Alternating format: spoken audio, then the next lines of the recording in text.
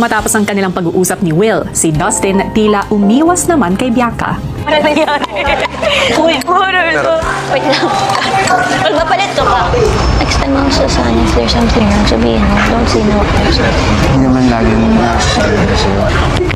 About it, right? Yeah. No, but seriously, hindi mo naman maiwasan din na I know. usap kami. Kasi we're normal. Hindi naman. Super normal na usap na yun. Kung hindi siya yun. But I get it. Kasi kung, yan, sorry. Tanong ko ba? Okay, let's say, both of us make it this weekend. Tapos, if ever, tatlo na lang yung hindi ko nakakadugo. Gets naman. Okay lang ba sa'yo? Oo naman. Oo naman, pero... Yan ka. Lahat.